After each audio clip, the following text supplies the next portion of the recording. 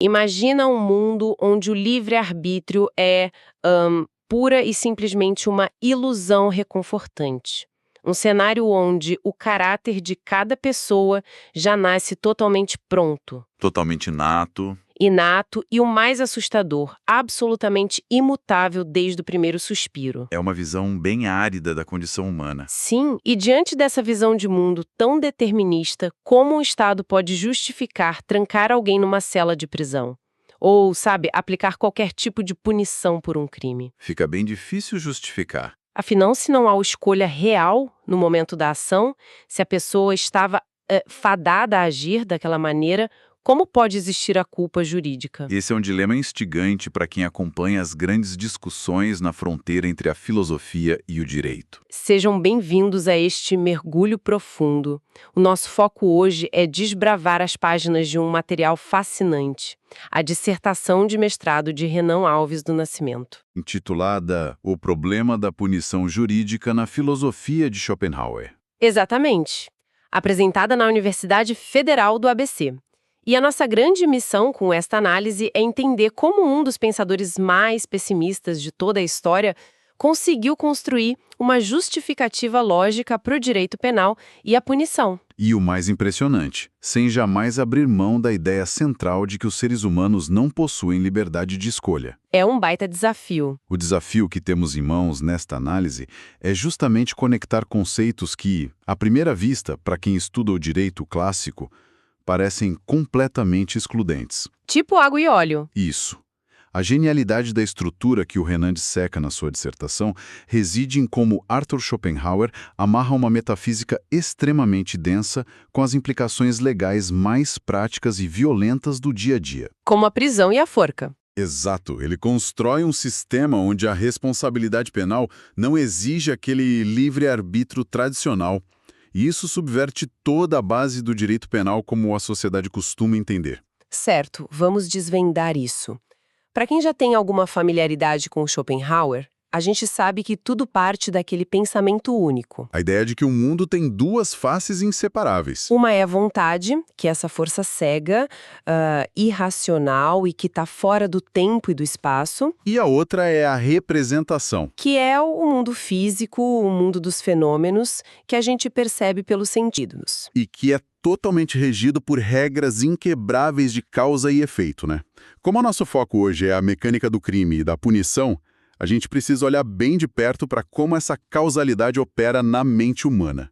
A dissertação foca bastante na chamada lei da motivação. A lei da motivação é a peça central dessa engrenagem. Como ela funciona? Bom, no mundo da representação, impera o princípio de razão suficiente. É a ideia de que nada existe sem uma causa. Para os objetos físicos, temos a causalidade estrita. Uma bola de bilhar batendo na outra. Perfeito. Para as plantas, é o estímulo. A luz do sol faz a planta crescer.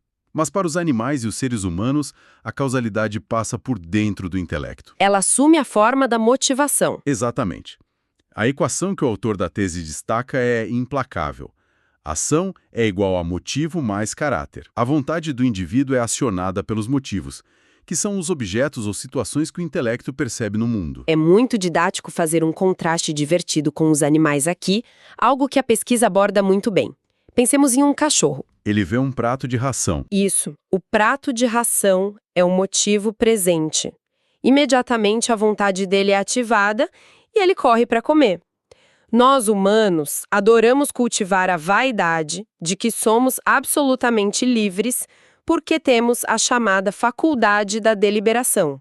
A nossa capacidade racional. Sim, a gente consegue sentar, lembrar de coisas do passado, analisar o presente e projetar cenários futuros. Mas a dissertação deixa claro que, para Schopenhauer, isso passa longe de ser uma liberdade verdadeira. Aquela chamada liberdade de indiferença. Onde a pessoa poderia escolher a opção A ou a opção B com o mesmo peso. A faculdade de deliberação humana cria uma ilusão de ótica formidável. O que realmente acontece na mente durante uma deliberação é apenas um conflito interno. Uma arena. Uma arena onde diferentes motivos lutam entre si. O intelecto apresenta as opções, mas o motivo que for mais forte, em total consonância com a natureza inata daquela pessoa, sempre vai vencer. E ao vencer determina a ação com absoluta necessidade. A deliberação é apenas o palco.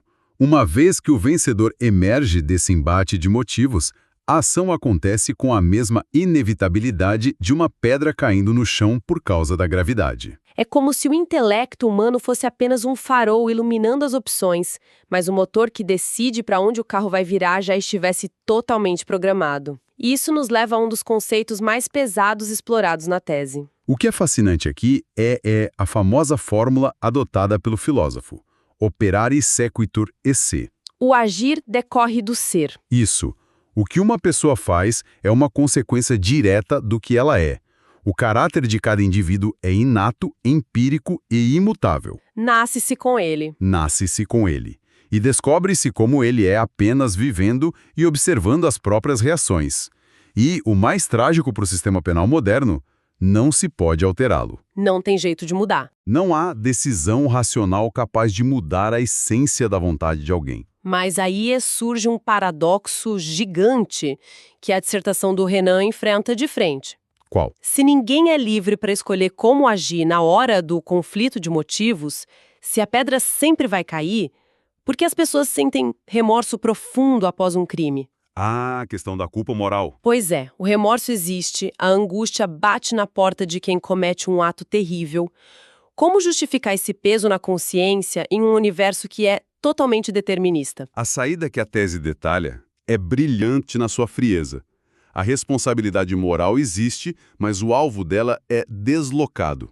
Como assim? Ela não recai sobre o ato em si, sobre o que a pessoa fez no mundo dos fenômenos, pois aquilo era inevitável, dado o motivo e o caráter. Então recai sobre o quê? A culpa recai sobre quem a pessoa é.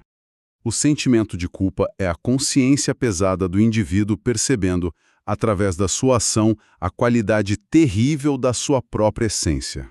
Caramba! A condenação interna recai sobre a vontade como coisa em si, que definiu aquele caráter falho no ato primitivo de objetivação, antes mesmo de entrar nas regras de tempo e espaço.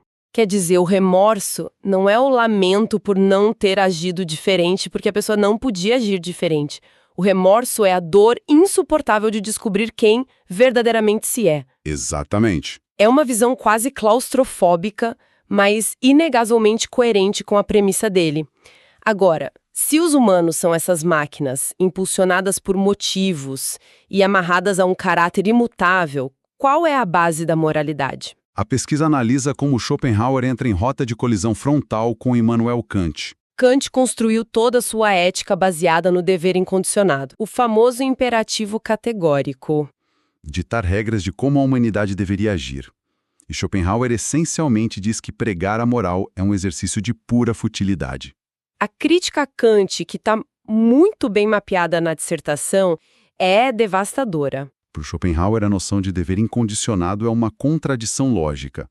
É um resquício de moralidade teológica, baseada nos 10 mandamentos, que tenta se disfarçar de razão pura. Ele argumenta que um dever só tem sentido prático se vier acompanhado de uma promessa de recompensa ou de uma ameaça de punição. Portanto, a ética não pode prescrever. Ela deve ser puramente descritiva. O papel do filósofo moral é observar a humanidade e descrever por que as ações ocorrem. E nessa observação empírica, ele identifica 3 motores fundamentais e exclusivos que impulsionam toda e qualquer ação humana. E esses 3 motores formam a base de tudo que a gente vai discutir sobre o Estado e o crime a partir de agora. Nós temos o egoísmo, que é o desejo irrefreável do próprio bem, temos a maldade, o desejo ativo de causar dor ao outro, e, no extremo oposto, a compaixão, que é o desejo genuíno do bem alheio. E o egoísmo é de longe o protagonista dessa história toda. O indivíduo está preso na ilusão da representação, o que a filosofia chama de principium individuationis. A pessoa se percebe como o centro absoluto do universo e enxerga os outros como meras sombras ou obstáculos. O egoísmo é a força primordial de sobrevivência e afirmação da vontade. Esse princípio de individuação cria uma barreira metafísica e psicológica aparentemente intransponível entre o eu e o outro. A intensidade desse egoísmo humano é tamanha que, segundo os textos analisados na tese, um ser humano seria capaz de aniquilar o mundo inteiro apenas para manter o próprio corpo vivo por mais um instante. É o estado de natureza em sua forma mais crua. E diante dessa barreira de egoísmo, a compaixão surge quase como uma anomalia no sistema, né? A tese mostra que a compaixão é a única base autêntica para a moralidade no pensamento de Schopenhauer, justamente porque ela exige que o indivíduo quebre essa ilusão do princípio de individuação. Num raro momento de compaixão, a pessoa reconhece intuitivamente que ela e o outro não são entidades separadas. Eles compartilham a mesmíssima essência metafísica, a mesma vontade cega. O sofrimento alheio passa a ser sentido na própria pele, extinguindo a fronteira entre o agressor e a vítima. Esse reconhecimento da unidade de todos os seres é o núcleo da ética schopenhaueriana. E há um desdobramento direto e muito avançado para a época que a dissertação resgata, que é a extensão dessa compaixão aos animais. Ah, sim. Enquanto Kant os tratava meramente como coisas ou meios para fins humanos, justificando que não possuíam racionalidade, Schopenhauer foi um defensor feroz dos direitos dos animais já no século XIX. É um detalhe muito memorável da pesquisa. Como a moralidade não depende da razão fria, mas dessa intuição metafísica de que todos compartilham a mesma vontade, excluir os animais do círculo de proteção moral seria um absurdo lógico. Não há diferença essencial entre os humanos e os animais, apenas graus diferentes na capacidade do intelecto. A dor que um animal sente é a mesma dor que a vontade experimenta em um corpo humano. Isso demonstra a coerência interna do sistema dele.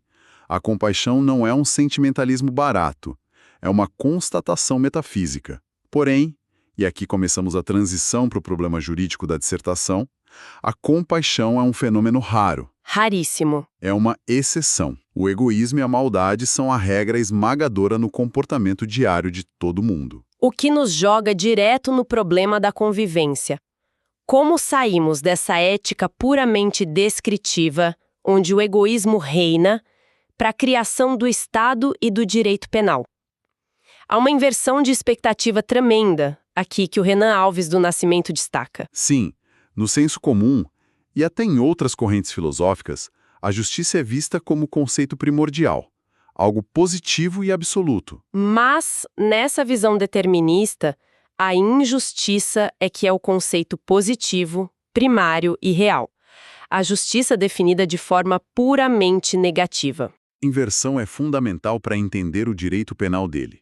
A injustiça ocorre quando a afirmação da vontade de um indivíduo é tão agressiva que invade e nega a afirmação da vontade no corpo de outro indivíduo. E a justiça? A justiça é simplesmente o ato de repelir essa invasão, a negação da negação. A tese mapeia muito bem o espectro dessas violações. No nível mais brutal, temos o canibalismo e o assassinato, que são a supressão total da vontade alheia. Depois, temos a lesão corporal, a violação da liberdade, o roubo de propriedades. E no topo da complexidade, temos a quebra de contratos. A definição de quebra de contrato como a mentira perfeita é genial. Em vez de usar a força física, quem quebra um contrato ou aplica um golpe usa a astúcia. A pessoa insere motivos falsos no intelecto da vítima, fazendo com que a vítima haja contra sua própria vontade. É o uso do mecanismo de deliberação do outro como uma arma. Isso levanta uma questão importante, que o autor da dissertação responde passo a passo. Se a compaixão é um milagre esporádico e a injustiça movida pelo egoísmo é a regra de ouro da natureza humana, como a sociedade consegue se sustentar? Por que as cidades não são um banho de sangue diário? A resposta está na invenção do Estado. E, ao contrário de teóricos idealistas, Schopenhauer não vê o Estado nascendo de um impulso moral ou de solidariedade. O Estado nasce do mais puro, frio e calculado egoísmo. É o egoísmo jogando xadrez. As pessoas, dotadas daquela faculdade de deliberação que permite projetar o futuro, fazem as contas. Elas percebem rapidamente que a dor extrema de sofrer uma injustiça nas mãos do vizinho é infinitamente pior e mais frequente do que o prazer efêmero de cometer uma injustiça contra alguém. É um cálculo totalmente utilitário. Então a sociedade assina um contrato social. O Estado surge não como uma instituição gloriosa para elevar o espírito humano, mas como um gigantesco e violento mal necessário, criado para proteger os cidadãos de si mesmos. A função do Estado se torna, portanto, estritamente negativa. O Estado não existe para melhorar a alma da população. Não quer transformar pessoas egoístas em pessoas compassivas. Isso seria impossível, dado que o caráter é inato. O Estado existe única e exclusivamente para evitar danos materiais e físicos. A moralidade cuida da intenção interna. O Estado cuida da ação externa. Se alguém alimenta pensamentos cruéis de vingança e inveja todos os dias, o Estado é totalmente indiferente a isso. Desde que o medo das leis impeça que esses pensamentos se convertam em ações no mundo da representação. Aqui é onde a coisa fica realmente interessante. O verdadeiro coração da pesquisa do Renan. Como exatamente o Estado regula esse caldeirão de egoísmo na prática? É aí que entra a máquina do direito penal. O Estado utiliza a própria lei da motivação a seu favor. Fornecendo o que a filosofia chama de contramotivos. A legislação penal, com suas ameaças de multas, masmorras ou pena capital, é essencialmente a inserção artificial de motivos fortíssimos na mente da população, desenhados para pesar mais na balança do intelecto do que a vontade de cometer o delito. A lei penal é uma promessa institucionalizada de dor. Se lembrarmos da equação de que ação é o motivo mais o caráter, o objetivo do legislador é colocar um contramotivo de sofrimento tão vívido e aterrorizante que o medo da punição vença o conflito interno. Mesmo diante de um caráter propenso ao crime e de um motivo atraente para roubar ou matar, a legislação é um manual de intimidação para contrabalançar os impulsos inatos. Mas a dissertação nos obriga a encarar o grande abismo lógico que surge quando essa máquina falha. E quando a lei não assusta o suficiente. Quando, apesar da ameaça da cadeia, o conflito de motivos termina com a vitória do crime. É aqui que a justificativa da punição precisa de malabarismos se não quisermos cair numa contradição. Afinal, se o criminoso estava absolutamente determinado a agir daquela forma pelo seu caráter inato e pelos motivos que se apresentaram no ambiente, punir esse indivíduo pelo que ele fez no passado seria um ato de pura vingança. E a pesquisa lembra que, para Schopenhauer, a vingança é um ato completamente irracional e imoral, pois é apenas devolver um mal com outro mal sem nenhum proveito prático. Não se pode desfazer o ato fenomênico. A solução que a dissertação detalha para esse paradoxo é que a justificativa do direito penal de Schopenhauer é puramente prospectiva. Ou seja, os olhos da justiça estão voltados exclusivamente para o futuro. Não se pune o indivíduo para tentar equilibrar uma balança cósmica pelo que aconteceu no passado. Pune-se para que a lei se cumpra como um contrato aos olhos do resto da sociedade. A execução da pena de prisão é a prova cabal, a demonstração empírica de que a ameaça escrita no Código Penal não é um pedaço de papel sem valor. Pune-se aquele que cometeu o crime para garantir aos outros milhões de cidadãos que os contramotivos continuam reais e dolorosos. É um pragmatismo que assusta. Assusta muito.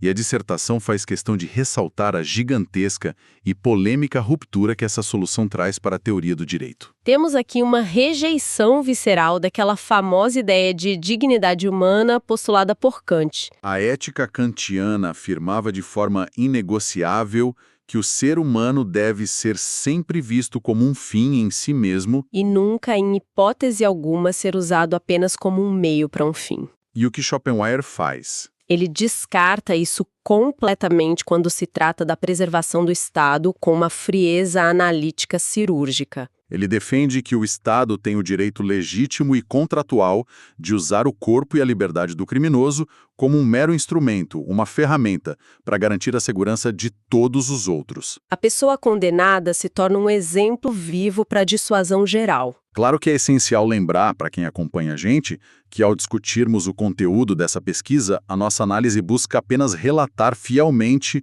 os conceitos abordados na dissertação. A gente não está aqui endossando seja o idealismo de um autor ou o pragmatismo brutal de outro. Exatamente.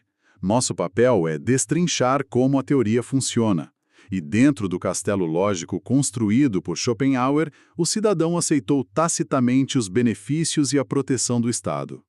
Ao fazer isso, deu a si mesmo como garantia de que não invadiria o espaço alheio. No momento em que quebra a lei e invade a vontade do outro, o Estado executa a garantia para manter a credibilidade do sistema. A engrenagem não tem espaço para romantismos morais. Se conectarmos isso com um panorama maior, a dissertação nos conduz a um desdobramento muito prático dessa teoria. Como isso se aplica aos muros físicos de uma prisão? A fonte explora a visão bastante ácida que o filósofo tinha sobre o sistema penitenciário moderno, citando especificamente o modelo penitenciário americano que estava em voga na época. A ideia central que muitas democracias vendem até hoje é a da ressocialização ou da reabilitação moral dentro da cadeia. Tentar melhorar a índole de quem está preso. Percebemos por que ele achava essa ideia de reabilitação moral uma ilusão perigosa e ridícula. Como o caráter inato é inalterável, não existe política pública ou confinamento solitário capaz de melhorar o coração de um criminoso. O sistema não pode mudar à vontade. O máximo que a punição estatal pode almejar é o que a dissertação chama de endireitar a cabeça. Ou seja, atuar sobre o intelecto para formar um caráter adquirido mais prudente. Endireitar a cabeça não é transformar o lobo em ovelha.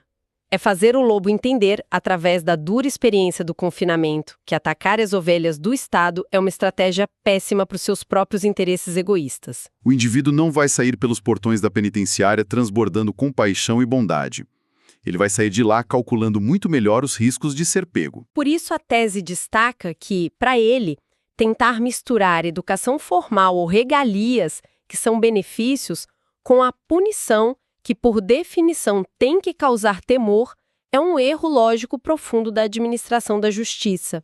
A prisão existe para ser um contramotivo doloroso, não um centro de aprimoramento espiritual. O caráter empírico permanece o mesmo. A pessoa continua sendo quem é. Mas o caráter adquirido se transforma, pois é o nível de conhecimento que a pessoa tem sobre as regras implacáveis do mundo. A pena fornece ao condenado conhecimento prático e inesquecível de que a sociedade reagirá com força superior a qualquer invasão. Assim, paradoxalmente, é o próprio egoísmo do criminoso, agora instruído pela dor da pena e pelo medo de voltar à prisão, que o manterá caminhando na linha da legalidade no futuro.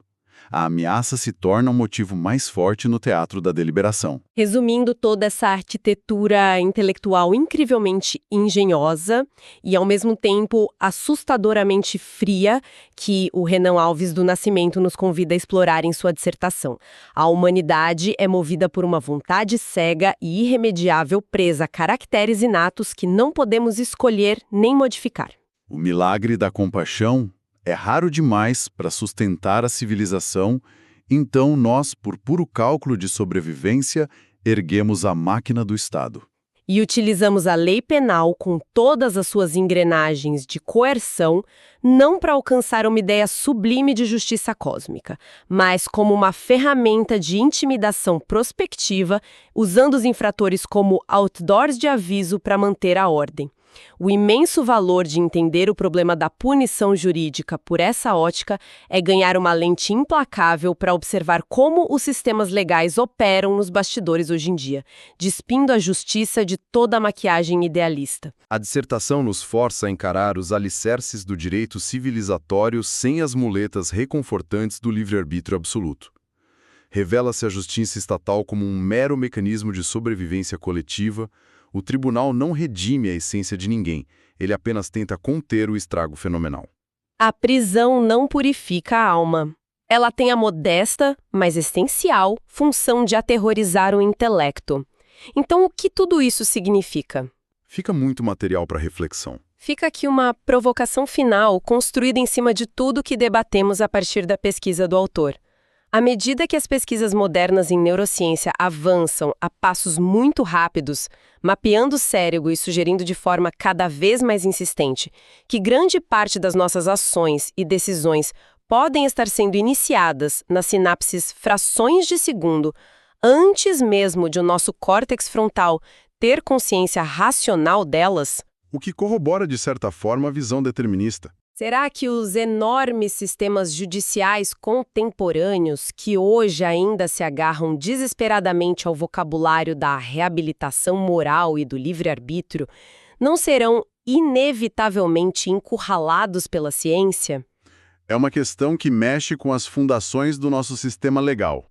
Será que, num futuro não tão distante, a sociedade será forçada a arrancar as máscaras e abraçar de vez o determinismo utilitário de Schopenhauer, admitindo abertamente que tranca pessoas em celas não porque elas tinham a mágica opção de agir diferente, mas simplesmente porque as engrenagens do Estado precisam usá-las como um mecanismo de defesa e exemplo para impedir que o tecido social seja rasgado? É uma reflexão imensa que as páginas dessa dissertação nos obrigam a enfrentar. Fica o convite para continuar essa investigação por conta própria.